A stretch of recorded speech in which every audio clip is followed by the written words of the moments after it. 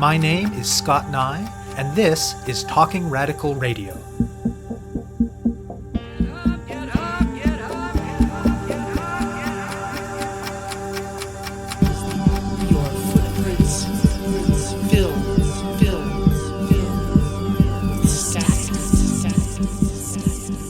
Hello and welcome to Talking Radical Radio, where we bring you grassroots voices from across Canada.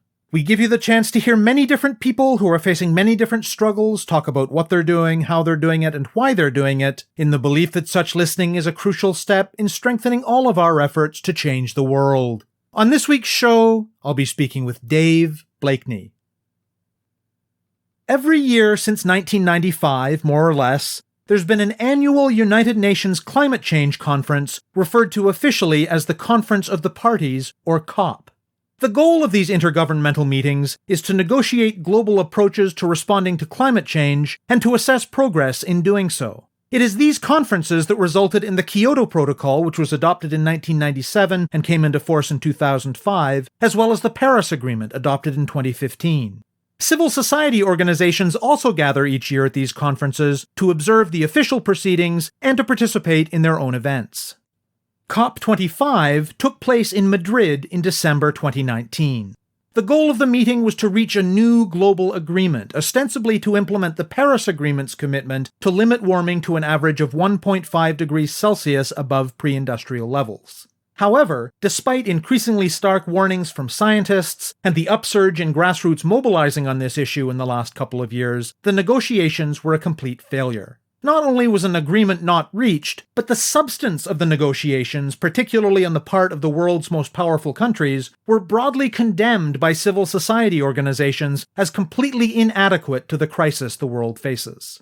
For instance, Alden Meyer of the Union of Concerned Scientists said, quote, "Never have I seen the almost total disconnect we've seen here at COP25 in Madrid between what the science requires and what the climate negotiations are delivering in terms of meaningful action." End quote. One Canadian organization that attends the UN climate change conferences is the Canadian Union of Postal Workers, or CUPW. Some unions understand the interests of their members in the context of a fairly narrowly conceived picture of the workplace, and for sure, wages and working conditions of members are definitely important. But CUPW is among those unions that recognize that their members' lives don't stop at the metaphorical plant gate. Workers live in communities, and they face shared issues with other working-class people in those communities and around the world. Whether it was their pivotal role in the struggle for parental leave, their long-standing collaboration with anti-poverty groups, their history of international solidarity work, or their involvement in fighting trade agreements that hurt working people, CUPW has often acted from this broader sense of solidarity. CUPW's engagement with climate issues comes from a few different places. To an extent, it has roots in the union's participation in global justice struggles in the 1980s and 1990s. It's also a recognition that many postal workers have to work outside, so the higher summer temperatures and the increased frequency of extreme weather events that are part of the climate crisis are a direct workplace issue.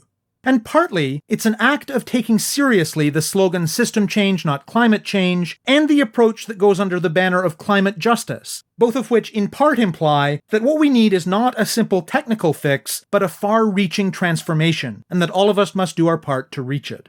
An important expression of CUPW's commitment to climate issues is their Delivering Community Power project, a far-reaching set of proposals to make use of the vast existing infrastructure of the post office in the service of a just transition to a post-carbon economy.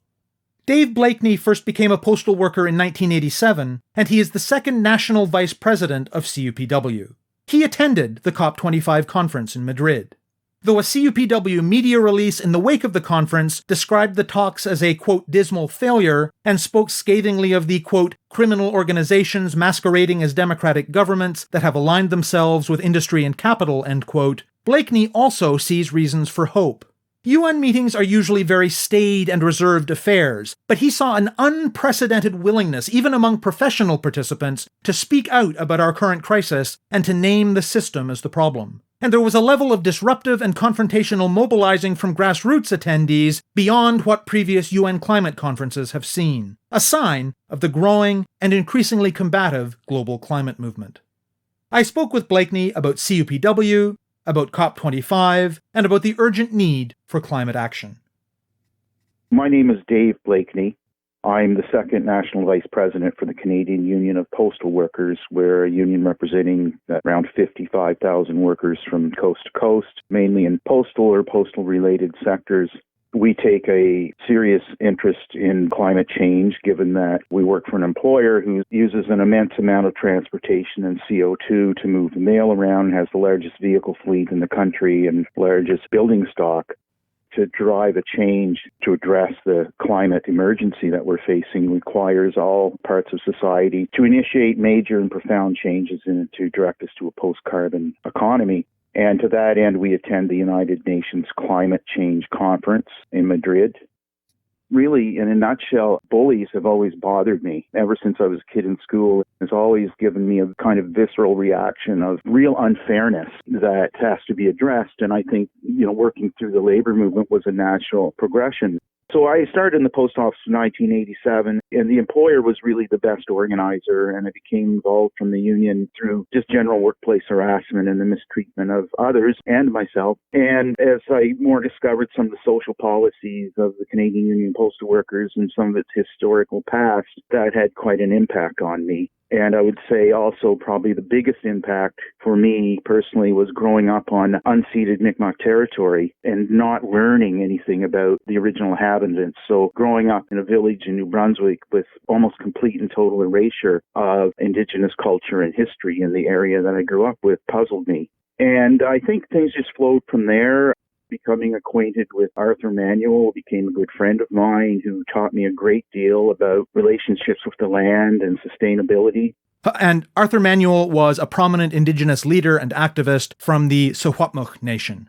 And I think just from there, I've become someone who tries to walk with a light footprint and to create a kind of change in the world that future generations can have a good life.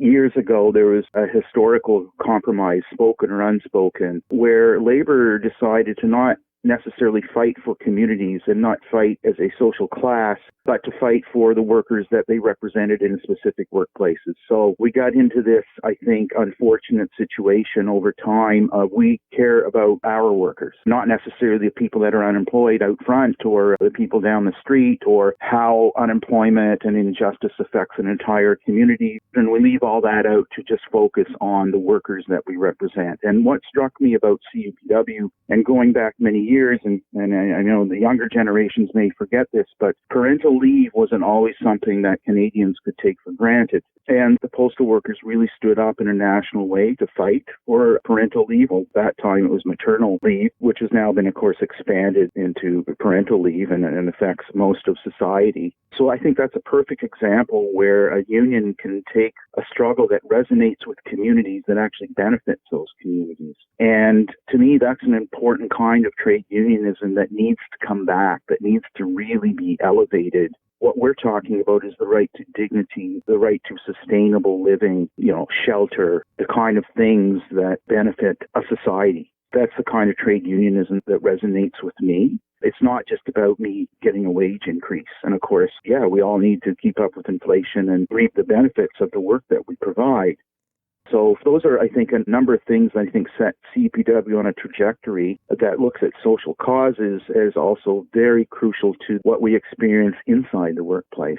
And I can think of many examples. The fight against South African apartheid, when the Toronto Local provided an office to the South African Congress of Trade Unions to organize from in Toronto. Relationships that have taken place with the Ontario Coalition Against Poverty over the years that reaches out beyond our workplaces into the communities that we're working in. And to me, that ties to an Indigenous worldview, too, that we're not separate from each other. The way the society runs is try to break us down into all individuals, completely separated from one another. And that's just not the case. I mean, the health of my community speaks directly to my health and the health of my family. And I think we shouldn't allow the separation of that, the erosion of that.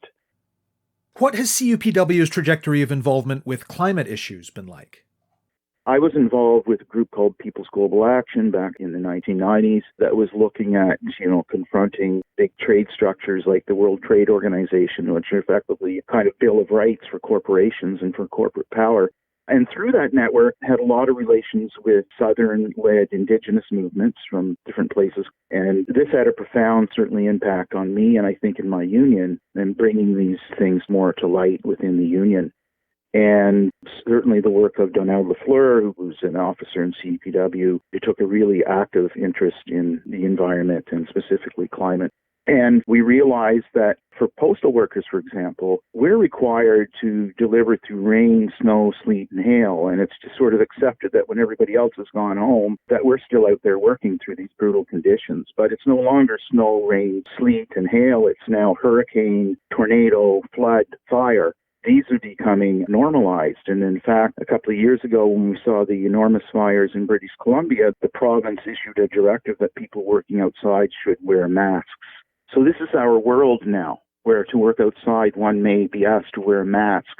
So I think it's sort of been a natural convergence in what people are experiencing at work and the growing and increasing disasters that we're seeing. And to be fair, a call from Catherine McKenna, the Canadian Environment Minister, who in Paris called on all the parties in Paris in 2015, no matter what our sectors, no matter what we do, that we all have to come up with solutions. And so we took her at her word. We actually did that and came up with something called Delivering Community Power, which looks at using postal services and that infrastructure to really inject some energy into creating a post-carbon economy. You know, we have this immense infrastructure. There are more post offices, for example, than there are Tim Hortons. Canada Post has the largest vehicle fleet in the country. It has a federal presence in communities where there is no other symbol of that presence. So it could be the 21st century postal service connecting people and communities in ways that are positive based on the needs of those communities. So what could that look like? Well, in addition to having retrofitted post offices that are self-powered and self-generating and turning to a green fleet, there are also things that we could be doing that would really benefit Canadians. For example, a seniors check-in program. So you've got thousands of people out on the street every day going to homes. What other service could they be providing? Providing broadband internet, especially to isolated and remote communities. Why not have postal banking, which exists in many, many countries around the world, public postal banking? Why not? Why not give people a choice, especially where the banks have been ripped out of small communities? So it may be a different fit in every community as well. Or what's needed in, say, the Canadian North around access to healthy food? It's very different than living in Toronto. So we should be consulting with remote communities to be looking at the kind of services that they need and that they require that could be delivered through a postal service that is already existing. So there's, I think, a lot of areas where the post office could be providing services and doing it in a self-sustaining and holistic way to benefit people and communities. So at an event like this, where it's the actions of governments that are supposedly the main event, what's the role for an organization like CUPW? And what kinds of things do you get up to as an attendee? They're very long days. The International Trade Union Confederation is there, so they organize a number of panels. We learn a lot at those panels. Some of it was science-based. Some of it's investment-based. Future for Fridays were there, and the kids were there, really eloquently giving input and press conferences. So it's about networking. It's about amplifying. So when the Indigenous folks organized a demonstration at the Canadian Embassy around the tech mine, the proposed tech mine would, if constructed, be the single largest tar sands mine. Currently, the federal Liberal government is deciding whether or not to approve it. We were there. We think it's important to be there and show that kind of support, and that internationally Canada can't hide from the fact that it is a climate criminal. It gives us great access to wonderful educational material that we wouldn't necessarily find otherwise, the latest cutting-edge stuff that we're incorporating into our climate emergency course and training. And it means that the governments cannot operate in secret, that there's people watching, there's people asking questions. And so it's not so easy just to go in and, make deals in secret, that they're very public. I think it's really important that civil society be there and not just leave this to the corporations to go with their money. Really, if we weren't there, that discourse wouldn't be as exposed as it is, and things would probably be worse. So it's really vital that we hold government's feet to the fire and that they know that when they operate there, it's not done in secret and that there are repercussions, but also in a positive way that we can promote positive solutions, which we have. I would say that the oil companies, like the tobacco companies of old, it's kind of like when you see a tobacco company show up at a health conference telling us about how safe and healthy cigarettes were. I think we're in the same place now. And it's more galling by the fact that they tell us that, our schools will fail if we don't have the oil fields pumping and all of this. And I don't know, I look around a lot of countries and I see schools operating quite fine that don't even have an oil industry. So I don't buy it anymore. We heard from one person there, I can't remember who presented this in one of the panels, but they talked about, like, for every Canadian, we subsidize the oil industry by about $1,800 a year. So the post office, to put that in perspective, doesn't receive a penny from Canadians, right? It's completely self-funded through the postage and through this stuff that the post office runs. It's not a drain on the taxpayers.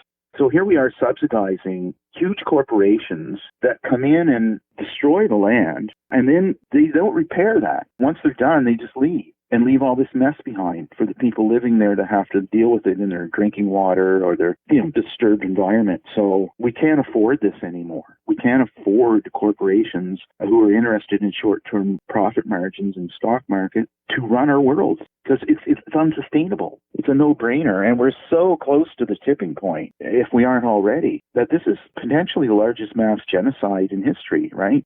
And we should be treating it as such, I think, in these times. One of the impressions I got from following some of the grassroots coverage of the COP25 meetings in Madrid back in December was of a real heightening of tension between the official UN process on the one hand and the civil society side on the other. Does that reflect what you felt while you were there? And how, in your experience, did that play out? Yes, absolutely. I was in Copenhagen in 2009 when there was a march of people from frontline communities around the world who attempted to march into the COP to say, hear from us. We're on the front lines. Our lands are disappearing. We've had droughts, so we're here to tell you. And that was brutally crushed by the COPs in Copenhagen. But what was less reported was that Evo Morales, at that point in 2009, Evo Morales, an indigenous man and socialist, was the democratically elected president of Bolivia. He was deposed in a coup supported by the US and Canada in November 2019. And his delegation attempted to leave the COP to join up with the frontline communities and were physically prevented from doing so and assaulted, in fact, members of his entourage. So, any kind of criticism inside the COP is really off limits. You don't talk about the system, for example. Well, it's the system that's killing us, right? But we can't talk about it. And what about in the 2019 meeting? What I was hearing a lot more this time, more than ever, were people speaking out from the front, talking about the system. And we were talking like scientists, UN officials, right? It didn't take much to get them going down the line that what we're living is unsustainable and we have to change the way that we live. And that's not something I've heard so much before the COP. There were also demonstrations that were conducted inside. I haven't really seen that before. They sort of have an area where you can do small demonstrations, you apply for a permit and so on, and you can do something in that little square. But in terms of outside the meeting rooms, I've never seen that before. So people are becoming fed up. I wouldn't say hopeless, but we're realizing that something else has to happen. One thing that I was delighted to hear about was the initiative going on in Glasgow, Scotland, where they're going to be carbon zero real soon. They're just being really aggressive about it. And they say, look, municipalities have to act. Most of the population in the world lives in cities, and we need to push ahead from our national governments because our national governments just aren't listening or, in fact, maybe don't even have the power to really do what's necessary to be done and rein in some of these corporations. So definitely more anger for sure. I don't know what that means for the next COP, but we can't just keep waiting. We don't have the time. Many scientists presented new findings saying, it's even worse than we thought.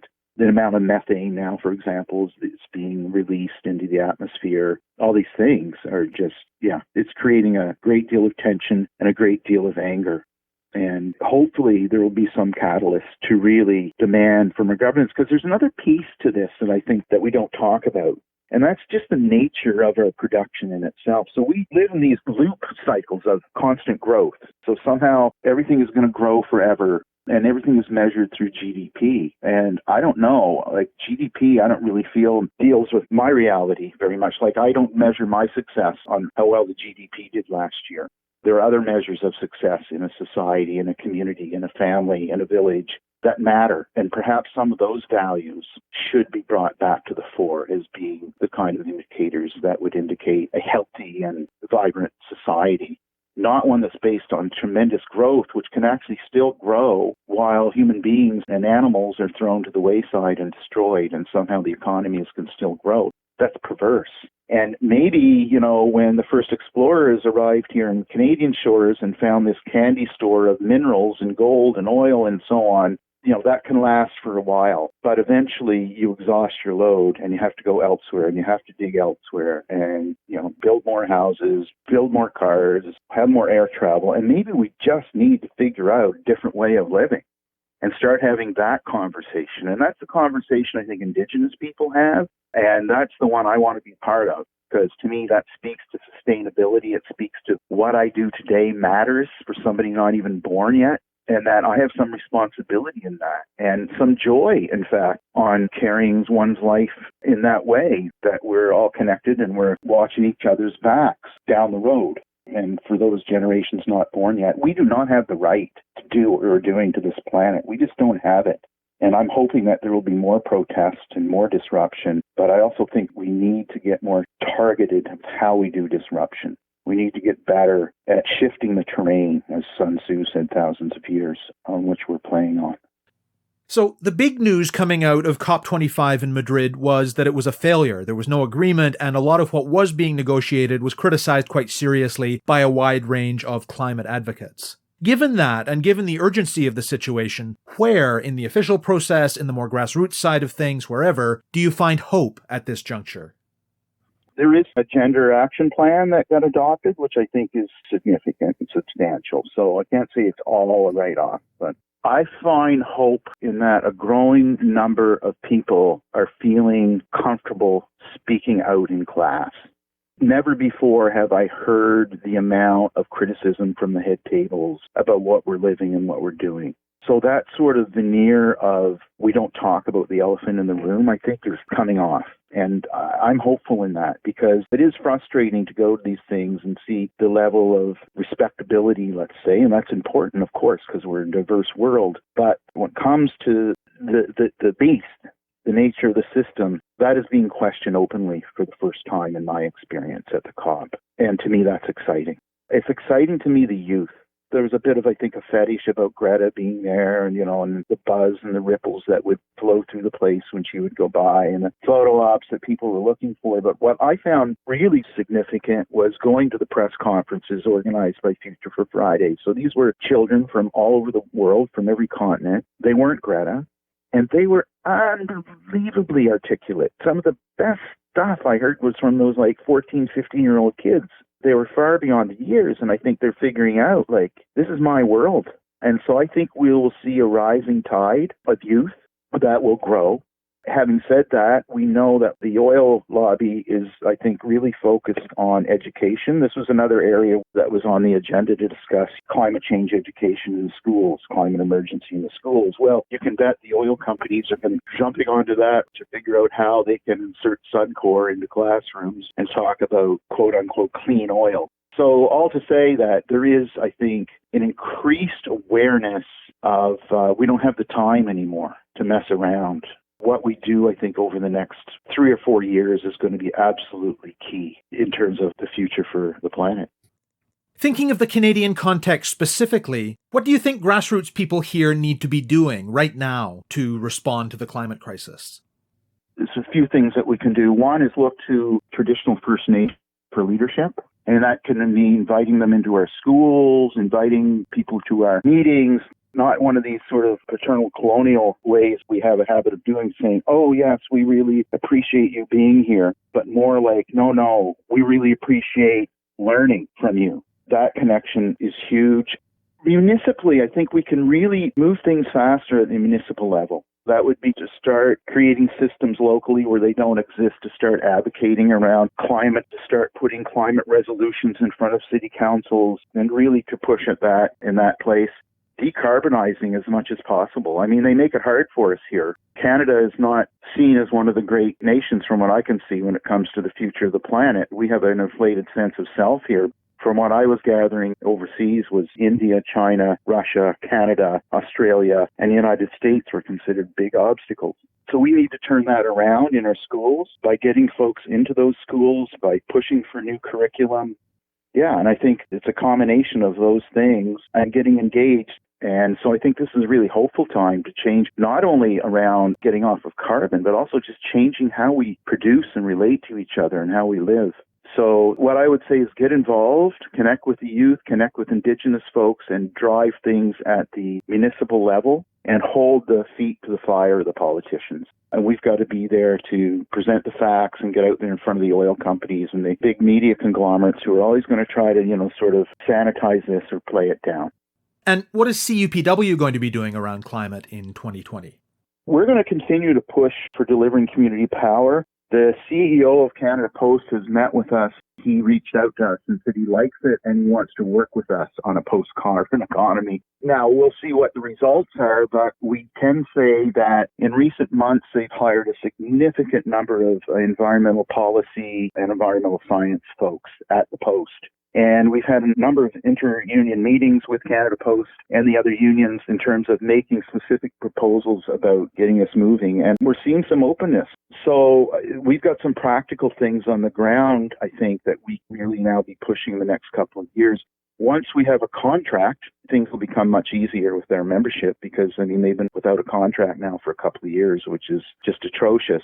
But I think that we'll start seeing some projects, I think, in places that are quite hopeful. And hopefully will be a good model to other employers and municipalities. And we're looking at also retrofitting some of the buildings that we own. We're currently in discussions with some folks that are assessing what the needs are, the costs, and so on. So, I think we'll see gathered steam. And also our new course, Climate Emergency, will be coming out. So we'll be training our members, providing education across the country around how to get involved and how to take this on in your individual workplace. You have been listening to my interview with Dave Bleakney of the Canadian Union of Postal Workers. You can find out more about CUPW at cupw.ca and more about their Delivering Community Power project at deliveringcommunitypower.ca. To find out more about Talking Radical Radio, the guests, the theme music, and the ways that you can listen, go to talkingradical.ca and click on the link for the radio show. On the site, you can sign up for email updates or follow us on Facebook, Twitter, iTunes, SoundCloud, and other platforms. I'm Scott Neigh, a writer and media producer based in Hamilton, Ontario, and the author of 2 books of Canadian history told through the stories of activists, published by Fernwood Publishing. Thank you very much for listening, and I hope you tune in again next week.